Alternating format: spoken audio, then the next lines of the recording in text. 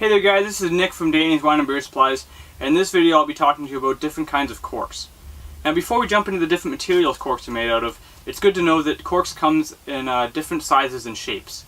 So when you go to buy corks, you're going to notice that it's usually preceded by a number, such as number 8 or number 9. The number on the cork indicates the diameter of the cork and the size of the bottle for which it's meant to seal. So if you're going to be using mainly standard size 750 milliliter wine bottles, number 8s or number 9s should do you just fine. Whereas if you have a mixture of bottles, or you're going to be using mainly large bottles, like 1.5 liter bottles, number 9 corks are the way to go. Now on top of the different diameters, corks also come with different lengths.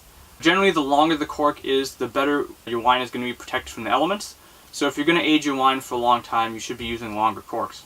If you're going to drink your wine in 3 to 6 months, however, using a shorter cork, you should be just fine. Now wine corks also come in different materials. So the three main ones are agglomerate cork, natural cork, and synthetic cork. So agglomerate cork is usually the most cost efficient of them all. It's good for sealing your wine for up to a year. While I've never had a problem while using agglomerate cork, some will say that there's always a small chance of leakage and oxidization. Whenever you're using agglomerate corks, make sure you store your wine bottles on their side. This will keep the cork wet and the seal tight. A step up from that is natural cork. This is the traditional way to seal wine. While it's debatable whether or not there's a big difference in terms of longevity between the natural cork and the agglomerate cork, some will say that the flavor that natural cork imparts on wine when it's stored for a long time is much more desirable than the flavor from agglomerate cork. Like with the agglomerate cork, if you're using natural cork, you're going to want to keep your bottles on their sides. This keeps the cork supple and the seal tight. And then finally, there's synthetic cork.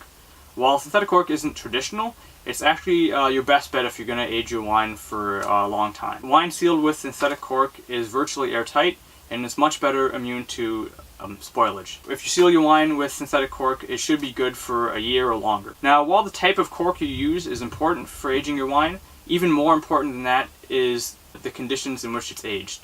By keeping your wine in a cool, dark place that's not prone to frequent temperature fluctuations is the key to aging your wine well. So once again guys, it's been Nick from Danny's Wine and Beer Supplies, and if this video has been helpful to you, make sure you check out our website at www.dannyswineandbeer.com.